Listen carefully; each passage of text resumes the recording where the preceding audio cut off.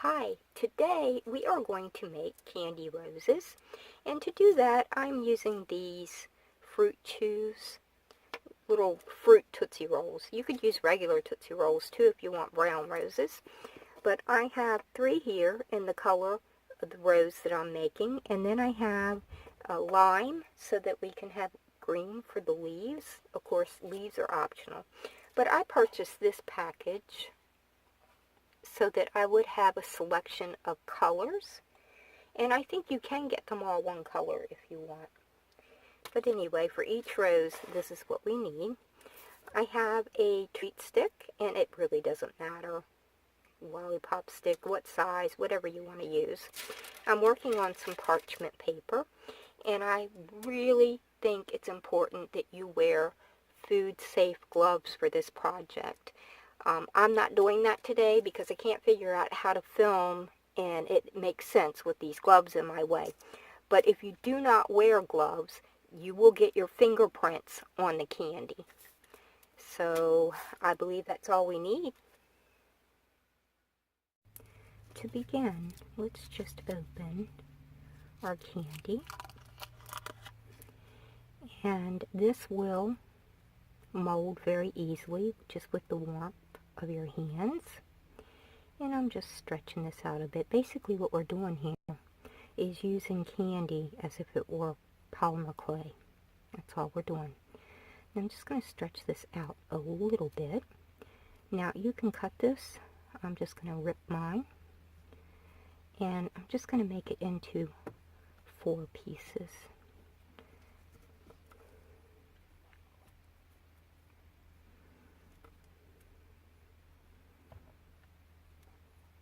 Okay, so do the exact same thing with your other 2. So here are my 3 fruit rolls torn into 12 pieces. Now for each piece, we're just kind of shape it so that it's kind of round. And it doesn't have to be perfect. And then we're just going to squeeze it really thin. See my fingerprint? Hey, we don't want to do that.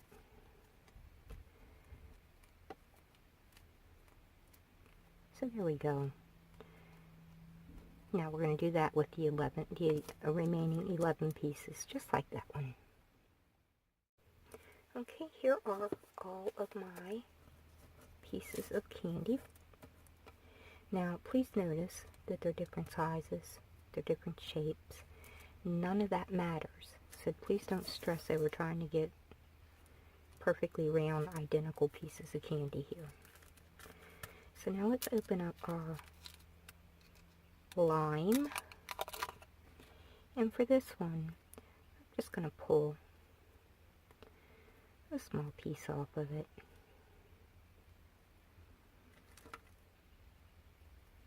And then one even a little bit smaller. Does not have to be perfect. It doesn't have to be a specific size. Now all we're going to do is shape it in a leaf shape.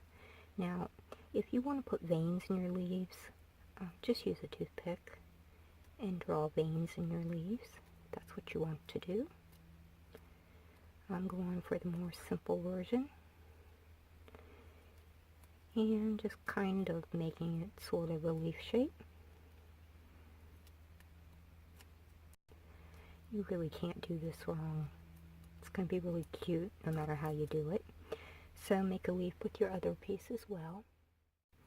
Okay, now it's just time to assemble. And I usually pick up my smallest piece of candy to begin with. And we're just going to put it on our stick and roll the candy around so that we have a little bud.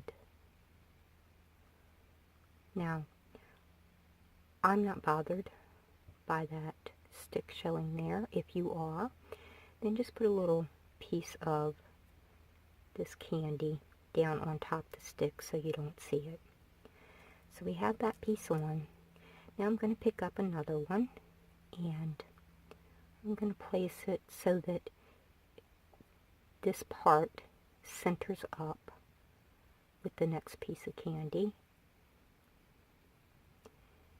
just like you would a clay rose. And flare it out a little bit. It's really very forgiving. You can adjust, readjust, pull, stretch, do whatever you need to do, and the candy will do what you want it to. But that's all there is to it. Just continue to add your petals, shaping as you go.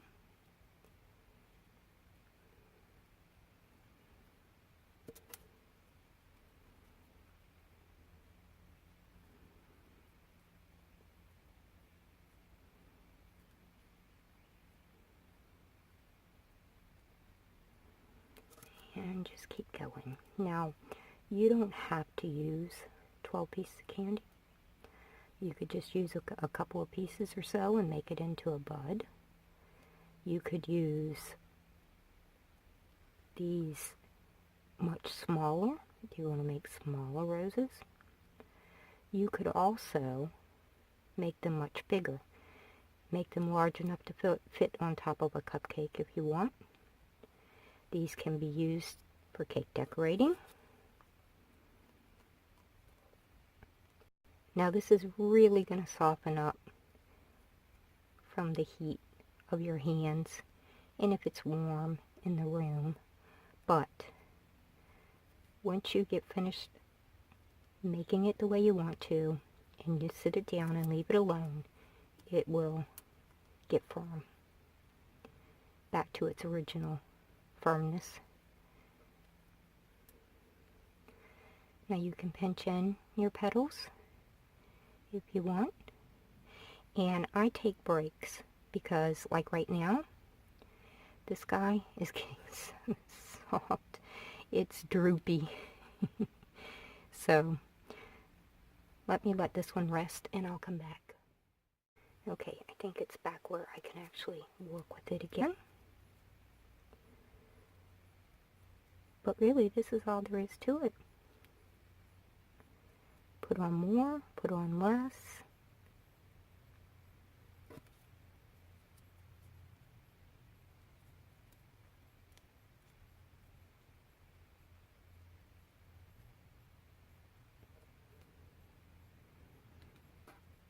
When it went through its really super soft stage, it kind of slid down the stick a little bit, which made it so you could see it even more at the top. But again, I don't really see that as a problem.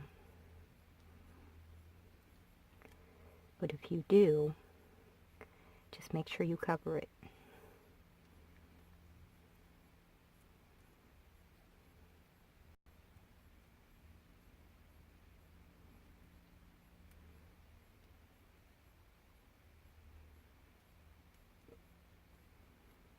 Okay, my flower needs another break. Okay, let's just get these last two petals on. Oh, that's a small one. It's okay. Make it work. Guess you can tell it's like really warm in here.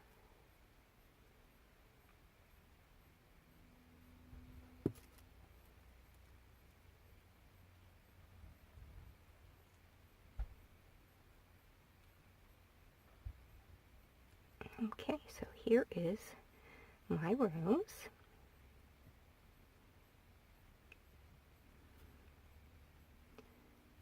Slightly leaning. Now with the leaves, and once again, you don't have to use leaves. I just think they're cute. I put mine right at the base of my rose, and I'll stretch it and pull it if it's not enough of it's peeking out to make me happy. And then the other one I just put right beside it.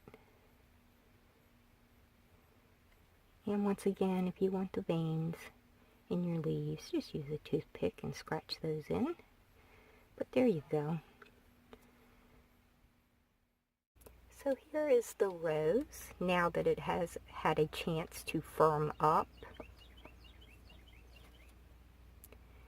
so now it's not as droopy like it was a second ago. But I think these would be great at a kid's party.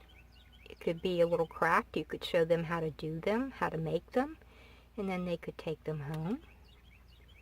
Or, I don't know, maybe you could put one at each place setting at a wedding using the wedding colors. I'm sure you'll think of things to do with your little roses. Well, that's it. And I am going to go make a whole bouquet of these so I can take pictures for you. I hope you enjoyed this video, and thank you so much for watching.